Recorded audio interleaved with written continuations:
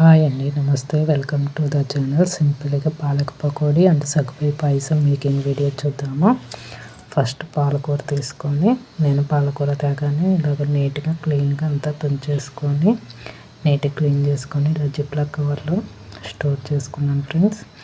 దీన్ని ఇప్పుడు కడిగి నీట్గా వడకట్టుకొని పక్కన ఉంచుకుందాము. ఇప్పుడు బేషన్ తీసుకొని బేషన్లోకి ఈ కడుక్కున్నాం పాలకూర నీట్గా చాప్ చేసుకొని సన్నగా తరుక్కొని పక్కన ఉంచుకుందాము. అందులోకి పొయ్యి మీద సగ్గుబియ్యం పాయసం కోసం సగ్గుబియ్యం ఒక చిన్న గ్లాస్ తీసుకున్నాను. దాంట్లో 2 గ్లాసెస్ వాటర్ పోసి, ఈ సన్న సగ్గుబియ్యం కాబట్టి త్వరగానే ఉడికిపోతుంది. పొయ్యి మీద పెట్టేసి ఇలా ఉడికిన తర్వాత ఒక గ్లాస్ పంచదార వేసి వేడి పాలు పోసానండి. పాలు కాగిన తర్వాత ఒక 2 యాలక్కాయలు దంచేసి వేసుకొని, 4 జీడిపప్పులు వేయించుకొని, ఇంకా డ్రై ఫ్రూట్స్ ఉంటే వేసుకోవచ్చు అండి, మీ చాయిస్. అలా కొంచెం జీడిపప్పు కొంచెం వేయించేసి, మా బాబు ముందర రోజు అడిగాడని ఇలా చేశానండి. ఆ రోజు థర్స్డే మేము టిఫిన్లో తింటామండి. అలా సగ్గుబియ్యం పాయసం పాలక్ పకోడీ ప్రిపేర్ చేశానండి నైట్ టిఫిన్కి.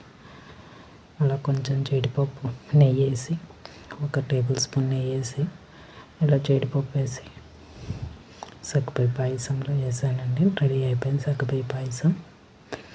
తర్వాత నెక్స్ట్ పాలక్ పకోడీ కోసం ఉల్లిపాయలు, గ్రీన్ చిల్లీ, ధనియాల పొడి, జింజర్ గార్లిక్ పేస్ట్, సాల్ట్, కొత్తిమీర ఇవన్నీ వేసుకొని ఒకసారి బాగా కలిపేసి, తర్వాత బేషన్, రైస్ ఫ్లోర్, కట్ చేసి పెట్టుకున్న పాలకూర కూడా యాడ్ చేసుకొని దీన్ని మొత్తం బాగా మిక్స్ అయ్యేటట్టు కలుపుకోవాలండి.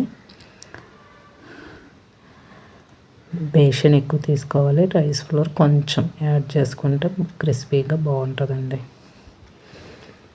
బేషన్ ఎక్కువ పడుతుంది, ఆకు ఎక్కువ ఉంది కాబట్టి నేను కొంచెమే పిండి వేసానండి. ఇలా మొత్తము బాగా కలుపుకొని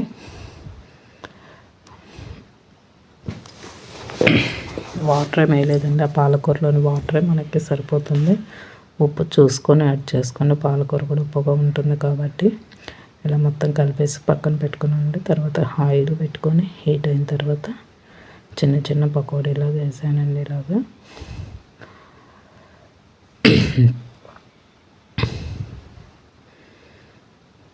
అలా మొత్తం ఒక 4 ఆయిల్ అయినాయండి. అలా వేసుకొని డీప్ ఫ్రై చేసి పక్కన పెట్టేసుకున్నాను. ఇలా వచ్చినాయండి, బాగా వచ్చినాయండి. ఇలా తుంచితే మీకు తెలిసిపోతుంది. ఇలాగ పాలక్ పకోడీ రెడీ అయిపోయిందండి. వీడియో కనుక నచ్చితే లైక్ షేర్ చేసి సబ్స్క్రైబ్ చేయండి. జై శ్రీరామ్.